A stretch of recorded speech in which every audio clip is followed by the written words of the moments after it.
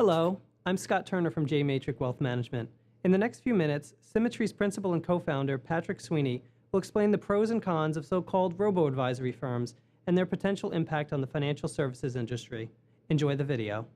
A lot has been written about so-called robo-advisory firms of late. Too often it appears that the discussion comes from one side or the other of this debate, rather than from a considered, thoughtful analysis. We think we can offer some insights into this discussion based on our 20-plus years of experience in this industry.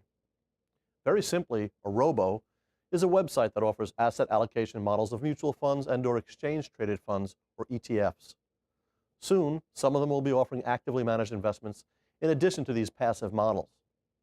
The concept is not new in the 401k plan space, but it is a somewhat recent development for investors' taxable dollars. The jury is still out and will be for some time as to how these new resources may affect the industry. Let's take a look at the pros and cons. First, the pros. Robo-advisors may be a good idea for some investors accustomed to doing business via the web. The programs use very low-cost investment vehicles. Fees are also very low. Taxes are typically taken into consideration when making changes, and the programs often maintain your risk profile through periodic rebalancing. Let's look at the cons.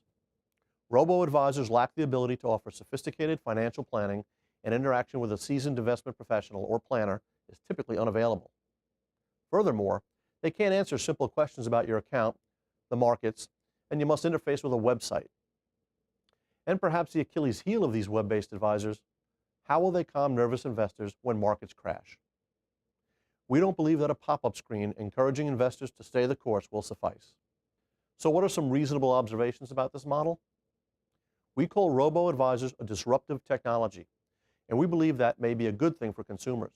It forces the industry to take a good, hard look at how they do things, and it may help them to reinvent themselves, to some extent, or eventually die. Two great industry examples are travel agents and real estate agents. Travel agencies have shrunk dramatically in number, as most travelers now log on to one of many travel sites that can book air travel, hotels, as well as car rentals. This process is, for the most part, quick and easy. Real estate agents, on the other hand, were the targets of robo-agents many years ago, and the robos failed rather spectacularly. There may be many reasons, but certainly one of them may be that consumers are less intimidated transacting business via the web with a relatively small amount of money, such as booking a trip, versus buying a home, which is one of the largest expenditures that one's likely to make in one's lifetime. Rather than driving them out of business, realtors discovered how to adopt these technologies to help with the large volume in their businesses, and they've continued to dominate their industry. We believe that financial advisors may ultimately fall more in the camp of realtors than travel agents. Making important financial decisions with one's life savings is a big-ticket item, and one that many investors won't be comfortable entrusting to a website anytime soon. At this point, we think that many advisors will ultimately offer a web-based service for those clients who wish to leverage technology to achieve a very low-cost structure. Those clients that require higher levels of sophistication in their planning, who value guidance and discipline, and who feel more comfortable being able to interact with their advisor as needed, will continue, we believe, to happily pay for those services.